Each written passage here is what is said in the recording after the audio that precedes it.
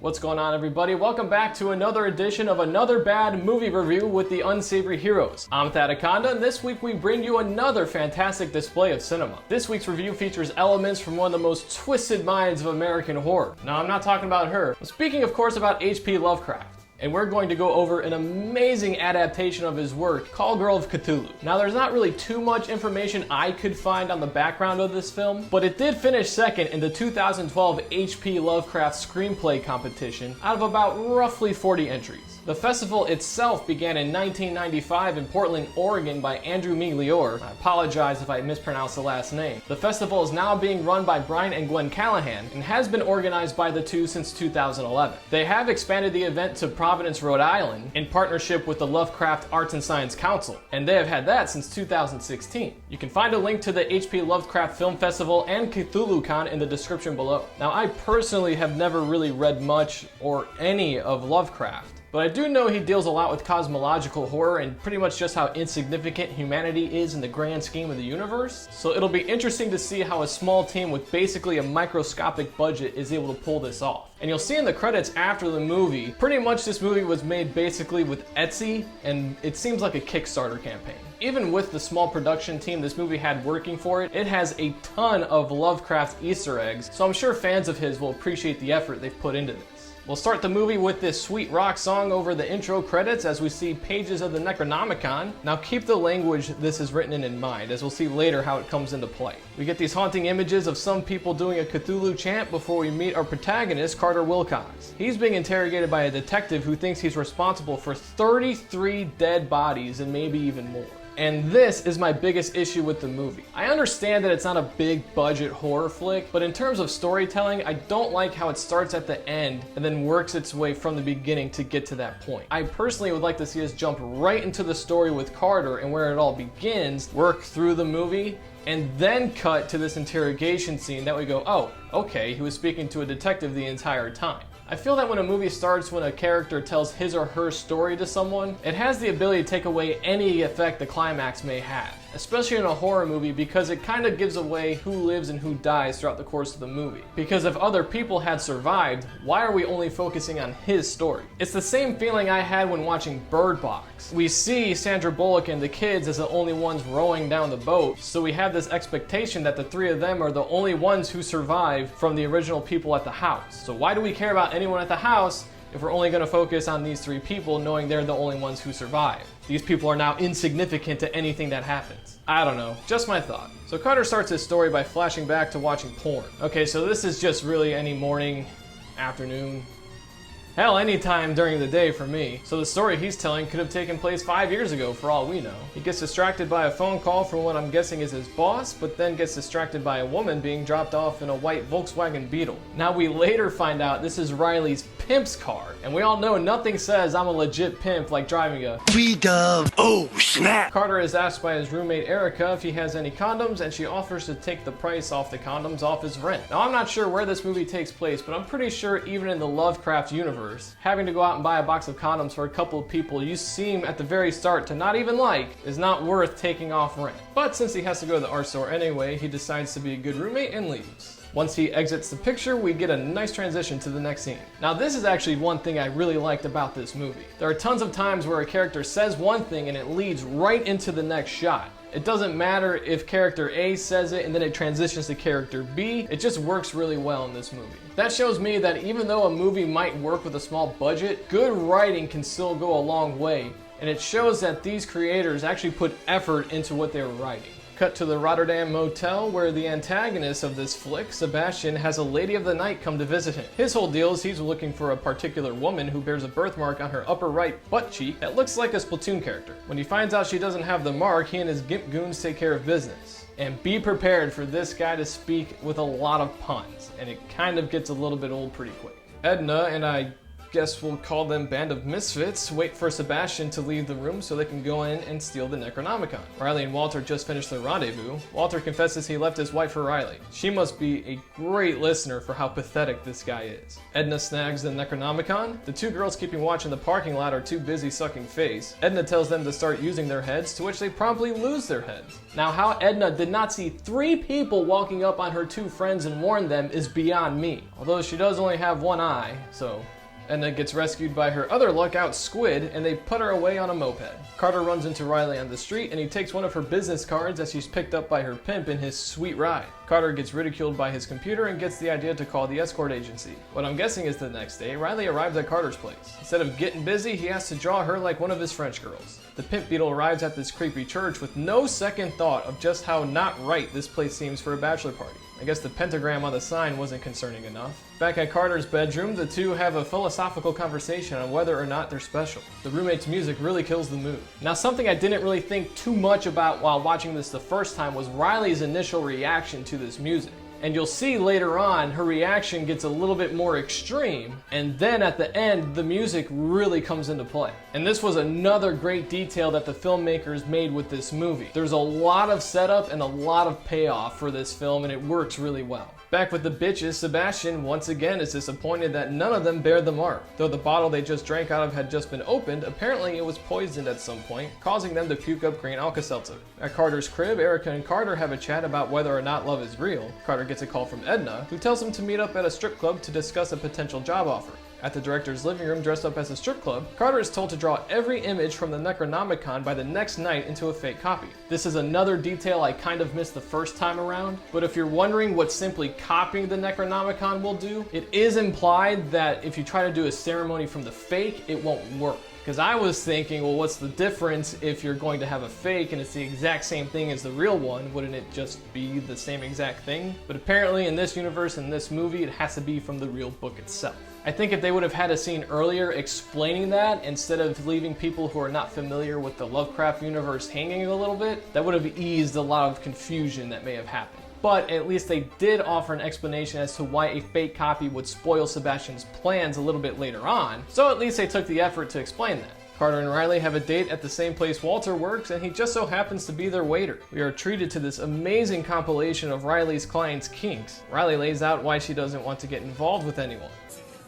You get involved with someone, you start to feel trapped, constricted, held against your will. At the church's dungeon, I guess that poisoned sparkling wine wasn't lethal. Some demonic people come out and terrorize the 3 women. Back at dinner, Carter and Riley flirt over fortune cookies by adding "in bed" to the end. Riley's is a little on the nose. You are about to go through an incredible change. In bed. Carter invites Riley back to his place where he reveals he's a virgin. Jesus, dude, way to kill the mood. Riley has a guilt trip about this and leaves Carter with a case of the old blue balls. After being left hanging, Carter goes back to the jerk-off station, but experiences what I go through after a night on shrooms. Edna wakes him up in his room. How she finds out where he lives, we have no idea. Edna and Squid discover the painting of Riley. They flip out and give Carter a passage to recite to close Cthulhu's gate. At the local Moose Lodge, Riley's on stage to an empty club while Rick gets sucked off by one of the Gimp goons. The Cthulhu clan randomly shows up, as does Edna. Riley and Edna get captured and taken back to the church. This guy in the front really got into character. I think he wants to summon Cthulhu more than Sebastian. The Gimp goons draw a door to Beetlejuice on the wall. Draw a door. And Sebastian summons Cthulhu. Knock 3 times. Now right here, we're a little bit before the halfway point of this movie. And get ready because it really takes off from here. And pay attention to how Sebastian puts on sunglasses right here in this scene. Initially, I thought it was just something he was doing to kind of look like a badass or something like that. But then I remembered in the Cthulhu mythos that if you look at him, you kind of get driven to madness or something along those lines. So these kind of act like a filter to that. Sebastian opens the gate and Cthulhu has his way with Riley. Rick winds up with a bad case of gonorrhea from the blowy he just got from the Gimp goon. Riley wakes up covered in cuts and bruises. Ah yes, I remember the morning after my 21st birthday. Carter confides in Erica that he has feelings for Riley. Now remind you, Carter's only been on 1 date with Riley. And I get that he's a virgin, but come on, you mean to tell me this guy's never had a girlfriend before this point? Look man, I realize some of us have been on a dry spell that lasts maybe a year or 5. But that doesn't mean you gotta throw yourself at the first person that gives you the time of day, man. Carter finally gets a hold of Riley, but she pushes him away and reveals to the viewer that she's pregnant. Riley contemplates jumping off a roof, but is talked down by Sebastian. Squid grabs the books while Sebastian is gone. Erica gives Carter a CD she made for him. Carter shows Erica a painting he made for her. Carter leaves Erica with a case of the blue ovaries. Demonic Rick attacks Erica in the kitchen, but she circumcises him. We start the final act with our heroes getting attacked by the Gimp goons in the apartment. Squid gets taken out like she's not even there. Carter plays mind-blowing music for one of the Gimps. Carter and Squid search the church. The demonoids are released to go on the hunt. Carter finds Edna, and despite taking a bat to the dome, he's still able to kill the Gimp. Not before Edna had her skull crushed in by the same Gimp using the same bat. Carter then gets captured by the Cthulhu clan. He wakes up in a cage with Erica, and in compilation of cuts between Squid killing demonoids and Mutant Riley giving birth to the spawn of Cthulhu, loses the V card to Erica. Squid breaks Carter and Erica out after coitus. Cthulhu is summoned once more. Squid, once again, fails horrible at her one job. Sebastian surrenders himself to Cthulhu. Carter plays Daft Punk over the church's sound system, and Erica kills baby Cthulhu. Carter recites the words to close Cthulhu's gate as Erica stabs Mutant Riley.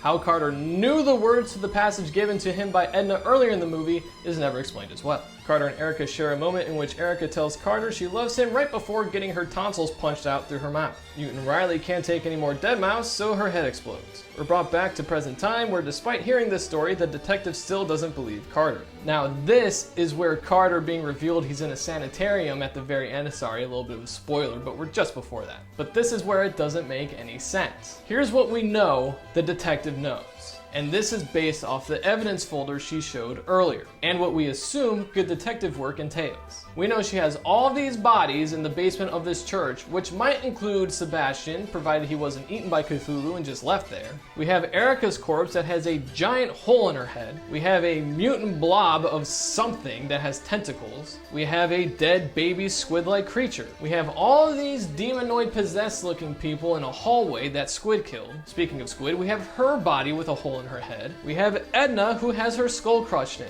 We have a Gimp who has its skull crushed in. And we have a book that's written in some sort of other language. This is just at the church.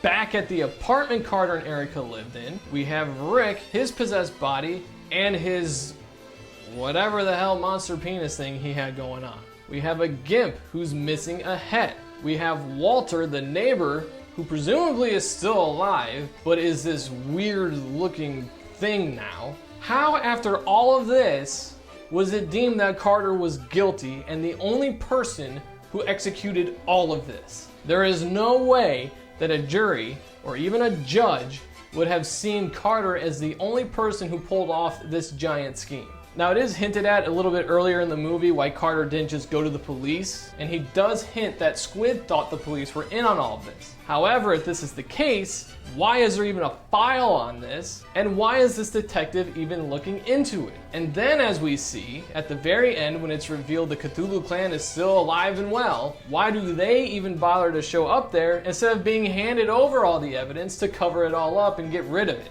I mean, I really do appreciate the reveal at the end that he's at a sanitarium. That's a good thing to happen. But in terms of telling this story, it doesn't make sense, and there's a lot of holes in it just in terms of investigating a crime. And with that, how was Carter even caught in the first place? His story ends with him in the basement of the church. Were the cops called in for some reason? Did he go to the police and just tell them the whole story and they're like, holy this is too unbelievable, we have to check this out? They find all the dead bodies in the church and in his apartment, just go, oh, you're guilty. It just doesn't make any sense. As already stated, it turns out Carter is at Arkham Sanitarium telling his story the entire time. The movie ends with Carter in his room talking about how he just wished the world would hurry up and end. And that, ladies and gentlemen, is how Call Girl of Cthulhu plays out. And I gotta say, I actually enjoyed watching this movie, probably about as much as I enjoy watching The Human Centipede, which is probably a little too much. But you know, you just have to go in knowing what this movie is going to be. You know it's not an all-star production team with a cast made of stars, so just accept the movie for what it is going into it and you'll have a good time. And you know, despite this movie not having a big budget, I'd say it's actually better than a couple of recent horror movies that have come into theaters. Would I watch this movie again? Probably, if it was like 3 in the morning and I was watching Sci-Fi. It's not really scary in terms of having a bunch of jump scares or being like Saw, where it's just incredibly gory. Now yes, this movie does have gore, but it's not used in the same style as Saw, at least in my opinion. It does have a couple good bits of humor, good editing, pretty solid acting for what it is. It's not going to win any major awards, but it's better than a soap opera, I'd say. And what I like most about it is that it doesn't have a happy ending, which is kind of weird when you think about it because this movie involves a call girl. Speaking of awards, it actually did win a few, including Best Picture at the Drunken Zombie Film Festival and Scaricon Film Festival. So, you know, has those on its mantle. That'll do it for this edition of Another Bad Movie Review with the Unsavory Heroes. Thanks for stopping by and checking out the video. Any thoughts you may have, please feel free to leave a comment below, and help support the channel by hitting those like and subscribe buttons. I'm Thad Akonda with the Unsavory Heroes saying see you next time, and we'll see you again here on Another Bad Movie Review.